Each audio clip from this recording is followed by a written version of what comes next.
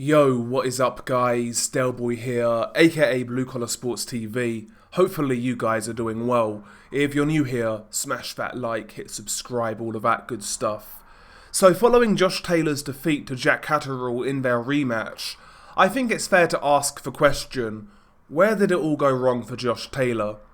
Now of course, I think the saddest thing about this Josh Taylor situation, where he's at in his career, is that once upon a time he was one of the leading lights in boxing in regards to what we expect from a fighter, going for undisputed in a swift fashion, fighting good fighters, being involved in good fights. And yeah, it wasn't that long ago when Josh Taylor was held in really good standings among boxing fans, but the last couple of years or so for Josh Taylor and his career have been a disaster, to tell the truth. And obviously that started in February of 2022, following his first fight with Jack Catterall, a fight in which most people felt he lost. That fight caused a lot of controversy in the UK, so much so that politicians were talking about it, by the way. But yeah, that fight caused a lot of controversy, and I felt Josh Taylor's conduct after that fight was pretty shitty, to be honest. For me, he should have been focused on avenging that first fight as quickly as possible, taking everything else off the table, and he should have aimed to head straight back into that rematch. First and foremost, it would have been a much bigger fight if it happened nearer the time of the first fight. But Taylor showed no interest. He was very snarky. He was very kind of bitchy almost in the media about Jack Catterall, and he went his own way. However, going his own way resulted in his first official loss. Of course, he then fought Teofimo Lopez in New York, I believe it was. That fight garnered a lot of interest, but it turned out to be a very disappointing night for Josh Taylor. Was comprehensively beaten, in my opinion, sort of 8 rounds to 4, something like that. And yeah, in that Teofimo fight, it was another bad performance coming off his Catterall fight, and it looked like Josh Taylor's days were numbered. Of course, he then signed up to a rematch with Jack Catterall, a fight in which was made past its sell-by date, in my opinion, in regards to relevancy. But regardless, they got the rematch on, they had their fight last night, and it was a good fight, by the way. It was entertaining. I felt Taylor did okay. I felt he had his moments, but ultimately Catterall was just a little too crafty for him, in my opinion. And here we are in 2024, Josh Taylor, 33 years old, record of 19 wins, 2 defeats, former undisputed champion, but now coming off 2 losses in a row. Many would argue it should be 3 losses in a row, and the last time we had a great Josh Taylor performance, you would say, was the Jose Ramirez fight. But even in that fight, the second half of that fight was rough going for Josh Taylor.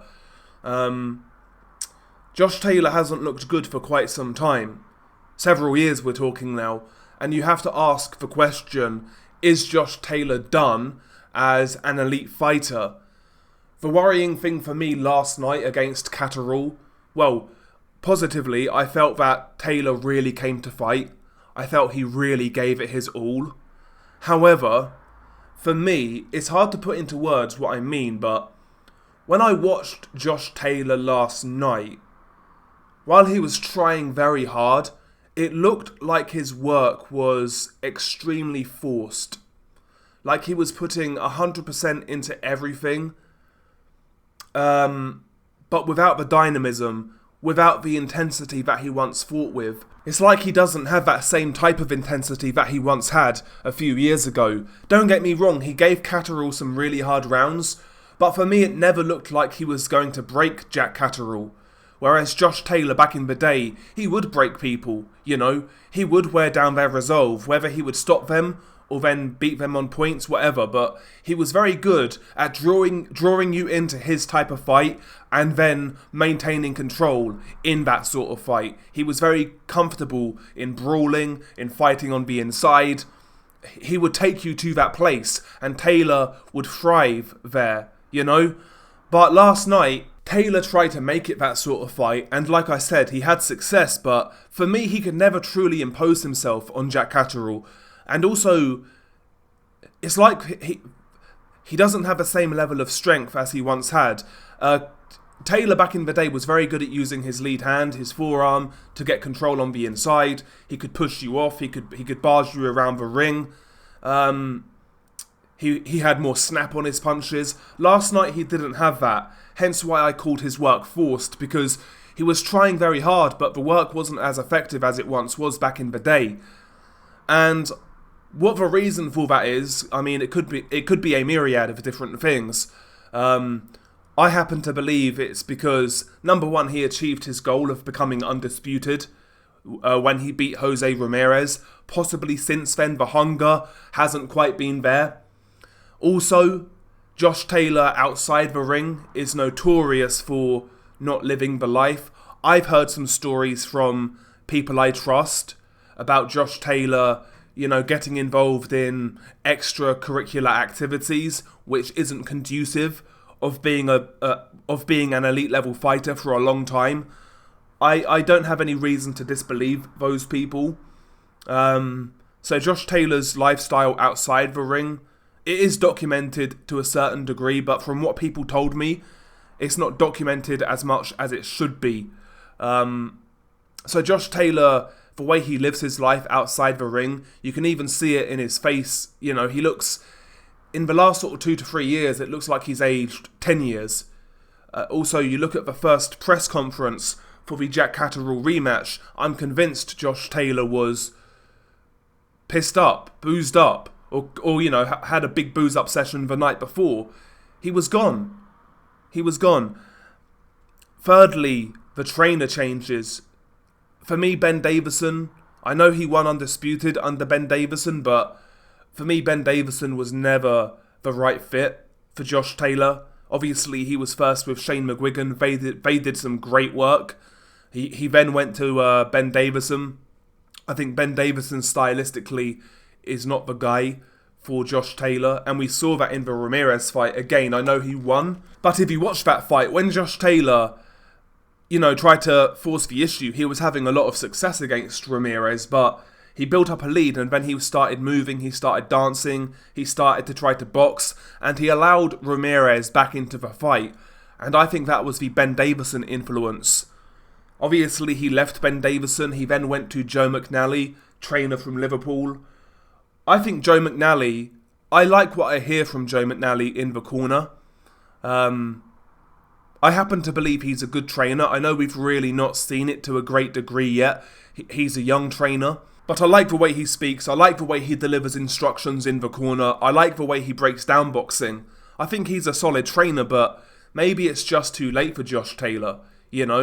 Maybe it's just too late. All of these changes with trainers, not living the life outside the ring, plus achieving your dreams of becoming undisputed.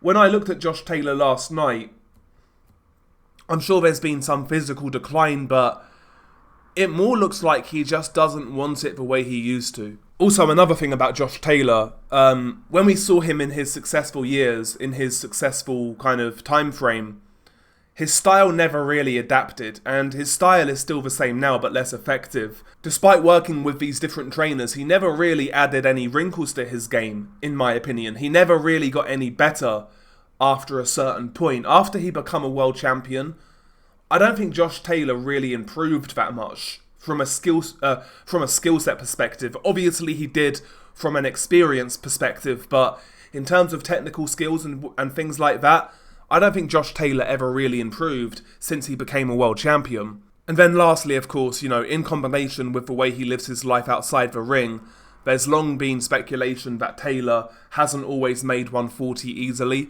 I mean, you look at him, he's 5'10", he's tall, he's lanky. Making the weight can't be easy at 33 years old. I think there's a combination of factors with Josh Taylor that, for me, has just stole his edge as a fighter. And Taylor had the type of style where you need that edge, you need 100%. And if it's not there, I think he's very beatable. And that's what we're seeing now with Josh Taylor. For me, I'd probably advise him to retire, personally. I think he's had a good career. We shouldn't forget that. I think people are. People are forgetting Josh Taylor's run at world level, becoming undisputed. He achieved great things. But I think now's the time where it's not going to get any better. We've seen that now 3 fights in a row.